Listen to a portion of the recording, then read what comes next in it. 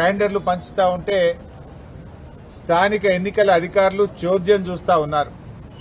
ఈ విషయాన్ని ఈరోజు ఎన్నికల కమిషన్ కు అన్ని వీడియోలతో సహా ఆధారాలతో సహా ఫోటోగ్రాఫర్లతో సహా అన్ని కూడా వారికి అందించడం జరిగింది. తక్షణమే ఆయా అధికారులపైన చర్యలు తీసుకోవాలని చెప్పి కోరాం. ముఖ్యంగా కొంతమంది పోలీస్ అధికారులు, కొంతమంది ఎన్నికల నిర్వహణలో ఉన్న అధికారులు పూర్తిగా తొత్తులుగా మారిపోయి కళ్లు మూసుకొని వాళ్ళు ప్రవర్తిస్తా ఉన్నారు. మేము అక్కడి నుంచి సివిజిల్ యాప్ లో కంప్లైంట్ ఇచ్చాం, కొన్ని వీడియోలతో సహా కంప్లైంట్ ఇచ్చాం, రాతపూర్వకంగా కంప్లైంట్ ఇచ్చాం, వాట్సాప్ లో కూడా పోలీస్ అధికారులకు కంప్లైంట్లు పంపాం.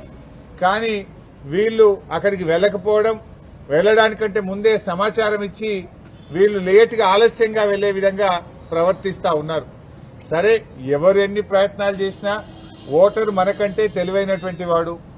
ఓటర్లు అన్ని గ్రహించగలుగుతున్నారు. నిజానిజాలు గ్రహించి ఓటర్లు తగిన రీతిలో తప్పకుండా బుద్ధి చెప్తారు.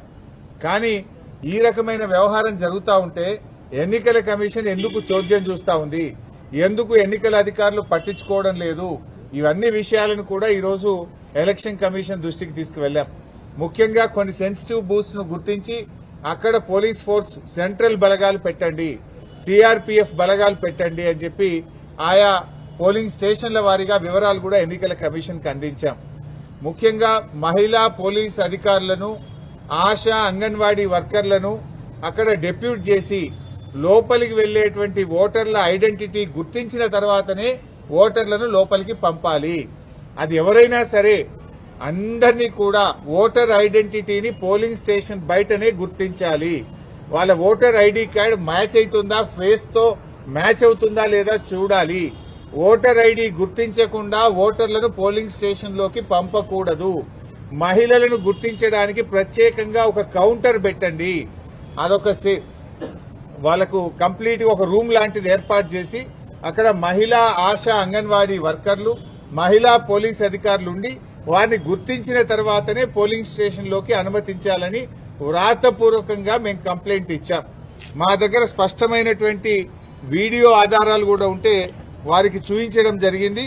ముఖ్యంగా ఫేక్ ఐడి కార్డులు ఇబ్బడి ముబ్బడిగా ఏ రకంగా ఫేక్ ఐడి కార్డులు తయారు చేశారో ఇప్పుడే వారికి సుదర్శన్ రెడ్డి గారికి, మన రాష్ట్ర ఎన్నికల అధికారికి ఈ వీడియో కూడా చూపించాం. మీరు కూడా ఈ వీడియో చూడొచ్చు. ఇక చూడండి, ఇన్ని ఫేక్ ఓటర్ ఐడి కార్డులు ఏ రకంగా వచ్చినాయి బయటకు. ఈ ఓటర్ ఐడి కార్డులు ఇన్ని కుప్పలు కుప్పలుగా బయట ఎట్లా వస్తా ఉన్నాయి. ఇదే కాకుండా ఇంకొక వీడియో కూడా ఉంది, ఫేక్ ఐడి కార్డుల వీడియో. అది కూడా వారి మొబైల్ కు పంపాం, వారికి చూపించాం. చూడండి, కుప్పలు కుప్పలు గుట్టలు గుట్టలుగా ఫేక్ ఐడి కార్డులు ఈ రోజు బయట ఉన్నాయి. ఈ గుట్టలు గుట్టలుగా ఫేక్ ఐడి కార్డులు ఏ రకంగా వచ్చినాయి, మరి ఎన్నికల అధికారులు పోలీసులు ఏం చేస్తా ఉన్నారు, ఈ ఆధారాలన్నీ వారికి చూపించాం. చూపించడమే కాదు, వారి మొబైల్ కూడా పంపాం. ఎలక్షన్ అబ్జర్వర్, ఇతర రాష్ట్రాల నుంచి వచ్చినటువంటి ఎలక్షన్ అబ్జర్వర్స్ కూడా ఇవన్నీ కూడా ఇవ్వడం జరిగింది. ముఖ్యంగా ఇవే కాకుండా చీరల పంపిణీ వీడియోలు, డబ్బు పంపిణీ వీడియోలు, అన్ని వీడియోలు కూడా ఈరోజు సుదర్శన్ రెడ్డి గారికి ఇచ్చాం. వారైతే మాకు ఈరోజు చెప్పారు, తప్పకుండా మేము యాక్షన్ తీసుకుంటాం, ఆ అధికారుల మీద చర్యలు తీసుకుంటాం, అవసరమైతే స్వయంగా నేనే విజిట్ చేస్తానని కూడా చెప్పారు. ఇలా యూసఫ్గూడలో కాంగ్రెస్ పార్టీ కార్యాలయం నానుకోనే పోలింగ్ బూత్ ఉన్నది. అసలు కాంగ్రెస్ కార్యాలయం అనే షిఫ్ట్ చేయాలి, పోలింగ్ బూత్ అనే షిఫ్ట్ చేయాలి.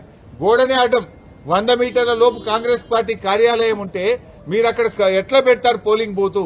Either you shift the polling booth are shift the Congress party office అని దాని ఆధారాలు కూడా వారి ముందు పెట్టడం జరిగింది. ఎంత జోక్ అయిపోయిందంటే ఈ రాష్ట్ర ముఖ్యమంత్రి పాపం ఆయన చెమటలు పడుతున్నట్టునే ఆయనకు ఇవాళ 6 గ్యారెంటీల మీద రివ్యూ పెట్టిండు. నాయనా రేవంత్ రెడ్డి, నీకు 2 సంవత్సరాల్లో 6 గ్యారెంటీల మీద రివ్యూ పెట్టడానికి ఎప్పుడు టైం దొరకలేదా నీకు? నువ్వు ఆ రోజు ఎన్నికల ముందు ఏం చెప్పావు? మొదటి అసెంబ్లీలోనే 6 గ్యారెంటీలకు చట్టబద్దత కల్పిస్తామని ఆ రోజు ప్రజల ముందు చెప్పారు. ఎన్ని అసెంబ్లీ సమావేశాలు జరిగాయి, ఎన్ని కేబినెట్ మీటింగులు జరిగాయి, ఏ ఒక్క రోజు 6 గ్యారెంటీల మీద చర్చించకపోతివి. ఇవాళ 6 గ్యారెంటీలు యాడికి వచ్చినాయా నీకు? అంటే నీకు చెమటలు పట్టినాయి.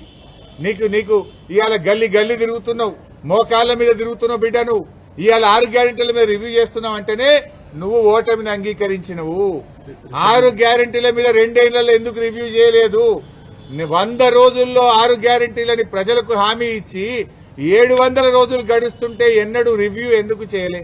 ఇవ్వాలనే నువ్వు రివ్యూ చేస్తున్నావంటే ముఖ్యమంత్రి ఇంకా ఓటర్లను మభ్యపెట్టడానికి, ఓటర్లను మోసపుచ్చడానికి ముఖ్యమంత్రి ఇంకా డ్రామాలు ఆడుతున్నాడు. ముఖ్యమంత్రి ఇవాళ ఏ రకంగా దివాలాకోరు రాజకీయాలు చేస్తున్నాడో రాష్ట్ర ప్రజలకు, జూబ్లీ హిల్స్ ప్రజలకు అర్థమైతా ఉంది. నువ్వు ఇంకా ఎన్ని డ్రామాలు ఆడినా, ఎన్ని నాటకాలు ఆడినా జూబ్లీ హిల్స్ ప్రజలు నిర్ణయించుకున్నారు. వాళ్ళు న్యాయబద్దంగా ఆత్మసాక్షిగా వాళ్ళు ఓటు వేస్తారు. సో ఇవన్నీ కూడా ఎలక్షన్ కమిషన్ దృష్టికి మేము తీసుకుపోవడం జరిగింది.